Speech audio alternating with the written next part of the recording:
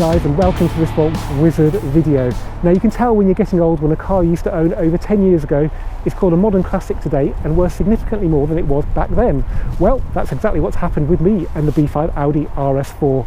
I bought mine in 2007 when the B7 had just come out, and that was being raved about in the press, and it was almost as if everybody had part exchanged their B5s at the same time because the market was absolutely flooded with them and you could get a really good one relatively cheaply. I love mine so much I took it back to the factory at Nogaro, I took it around the Nürburgring, and I only parted with it about 18 months later when we were in the middle of the financial crisis and car prices were plummeting, and I've regretted that decision every day since I did it. Now, I could go and buy another one today, but I'd be paying probably nearly double what I did back then for a car with the same mileage, and I'm not sure that's worth it. So I borrowed this car today from Audi UK. It's one off their heritage fleet. It's only done 4,000 miles, and it should argue a good case for paying a little bit more money for one today and getting another one. So without any further ado, let's have a good walk around this B5 Audi RS4. Okay guys, let's have a closer look around this B5 Audi RS4, which has got the nickname Homer because of its very yellow paintwork and its registration number, which ends in... Oh! I didn't book this car with the B5 Audi RS4. I said, can I borrow Homer for a bit? And they said, yeah. Okay, so it's Imala yellow. It's one of the standard 6 colours. Looks stunning actually. I think back in the day it was probably a bit too much for a lot of buyers, but now I think it's aged beautifully, particularly with the black optic pack. It doesn't give you the black grille, you still get matte aluminium around the grille, but you get black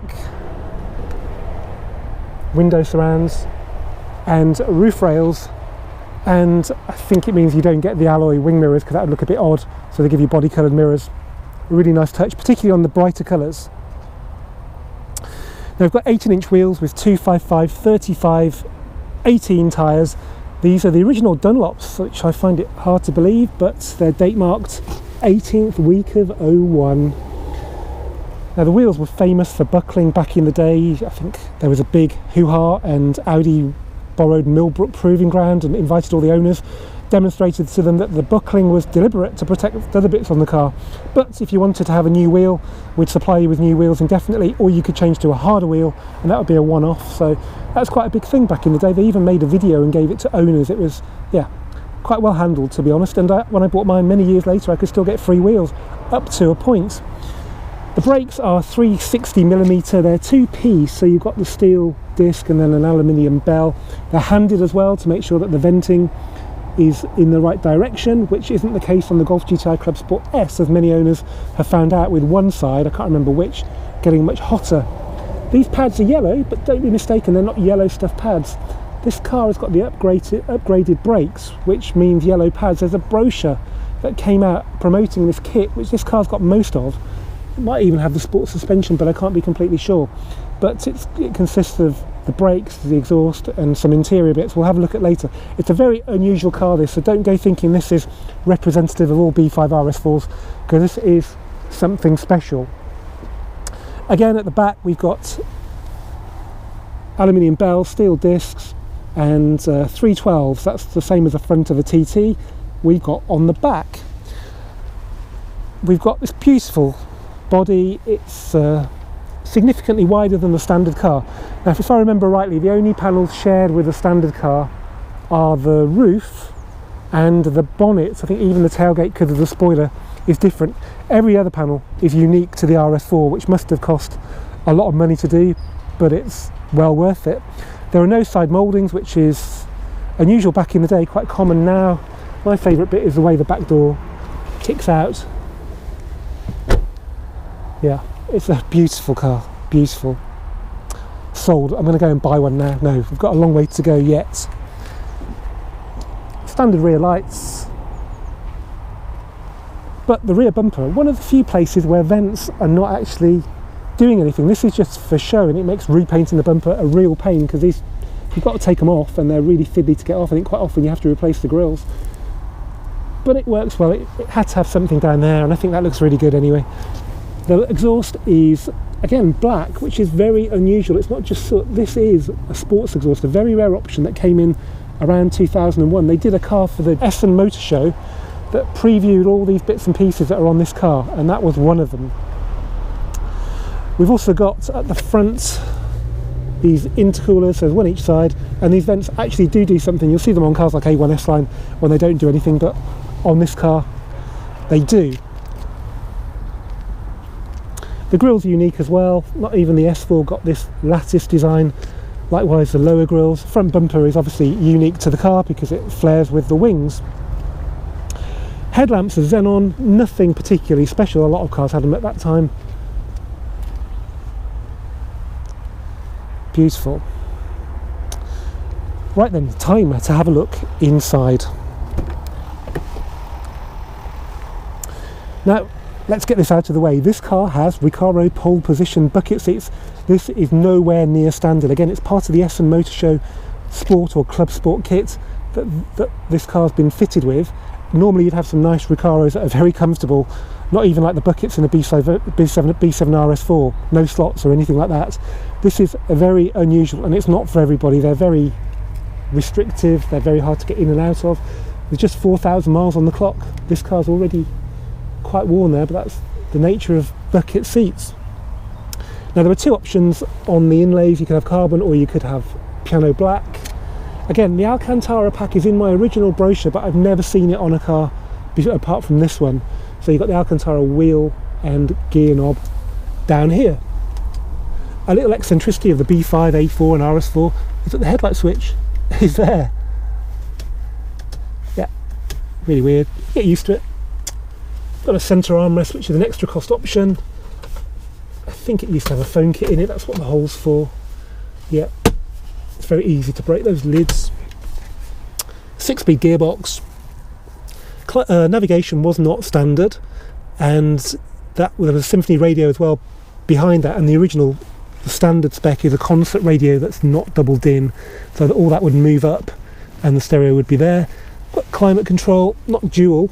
Oddly, this car's got heated seat switches, but they're not connected to anything because I don't think we've got heater elements in those. Really nice dials, sort of 3D effect to the edge of the gauge. 200 miles an hour, which is a bit optimistic. These were about 177, 174, that kind of top speed, which wasn't bad back in the day.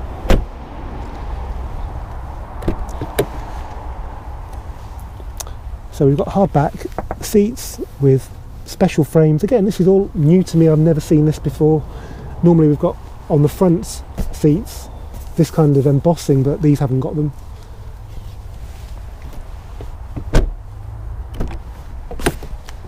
No. Oh, they just say Recaro. Yeah. So they're very much like the ones in the TT Quattro Sport, but they had Alcantara centres, which would look really good in this car. I'm actually surprised they were leather. The show car they put on for the Essen Motor Show had yellow leather in the middle. It's probably a bit too much for our UK tastes.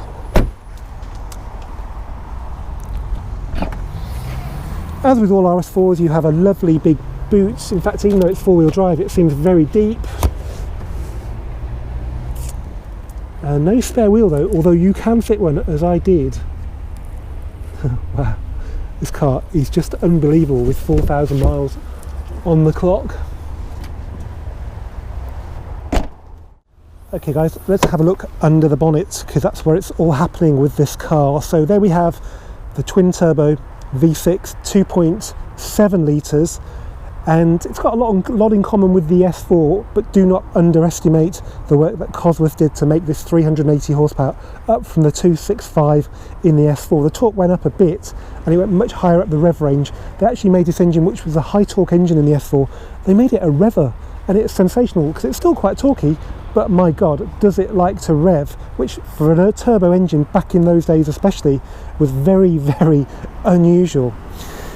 So yeah, Cosworth developed it. They forged the cylinder head in Worcester and then shipped it over to Wellingborough, where it was assembled, and then it was sent over to Germany and put in the car that we see here.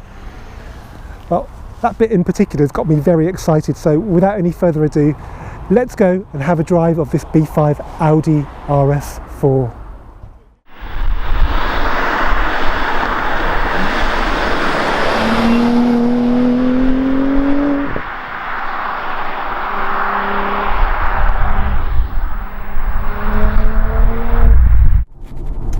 Okay Okay guys, here we are behind the wheel of the B5 Audi RS4, or Homer, as it's affectionately known in the Audi UK press office.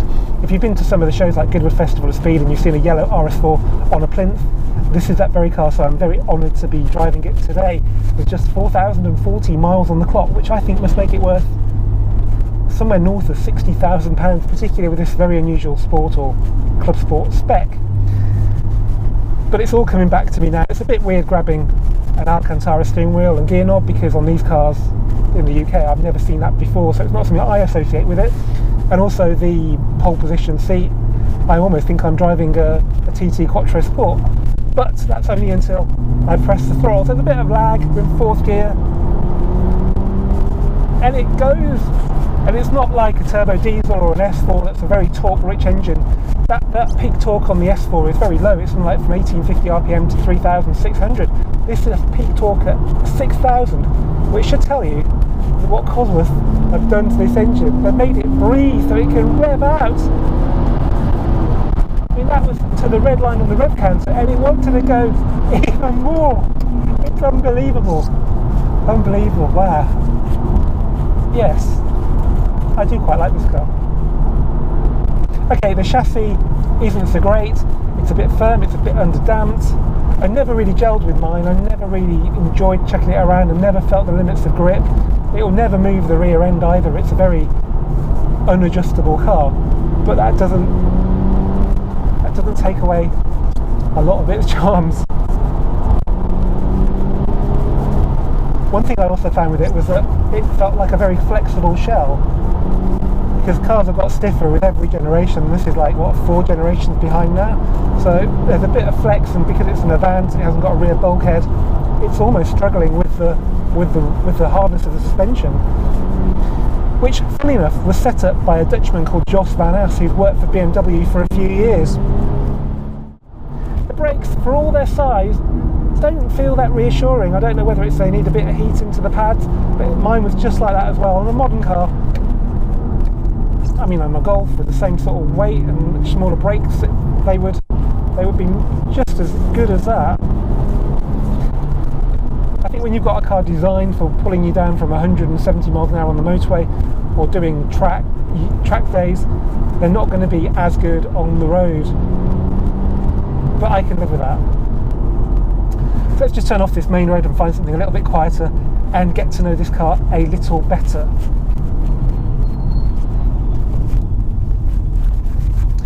Now, the good thing about the B5 RS4, even though it's a wide arched car, it's not actually any wider across the arches than a Mark 7 Golf.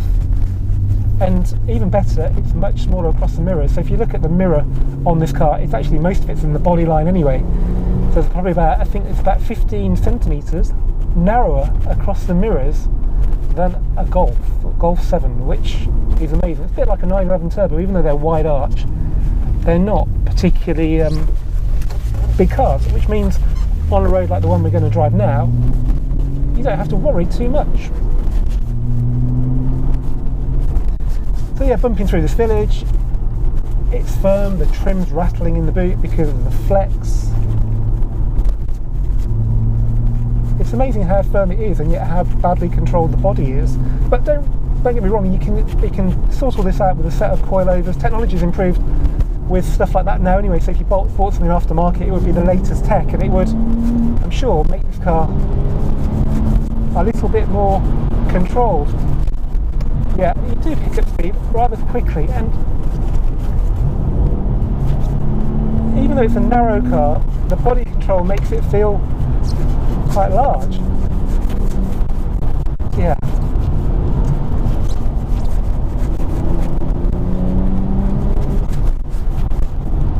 It's probably best suited to the smooth roads of Germany, where it wouldn't be as flustered as it is on this road. And obviously on the Autobahn, it's ideal because it's not going to be a particularly twitchy car. The steering isn't particularly short ratio. So let's take this corner at 60.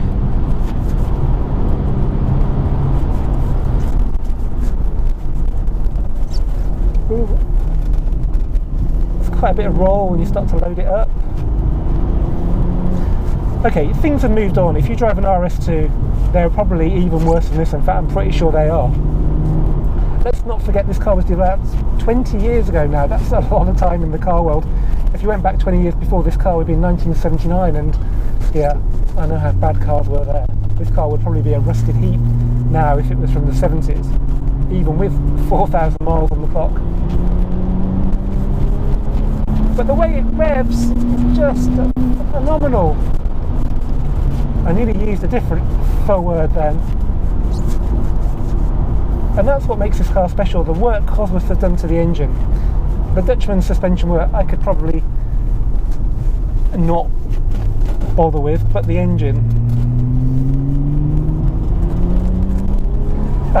the way it picks up, it's sensational.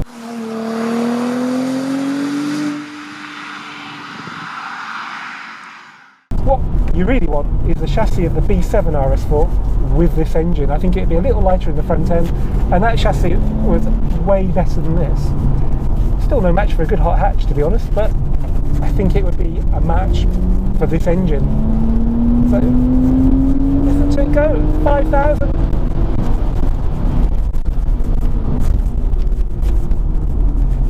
Wow, wow, wow, wow. Wow. Wow. And that was 20 years ago. Unbelievable. So yeah, this is a very, very special car. It's not 100% perfect dynamically. Engine-wise, I don't think you can beat it even today, really. No, it's got so much torque as well. That's from nothing in third. It just feels like the chassis can get you into trouble because there's so much go that I don't think the chassis can keep up, but maybe it's just you've got to tune into its ways. I don't think I want to learn how to tune into its ways in this pretty much priceless example that I've been really lucky to drive today.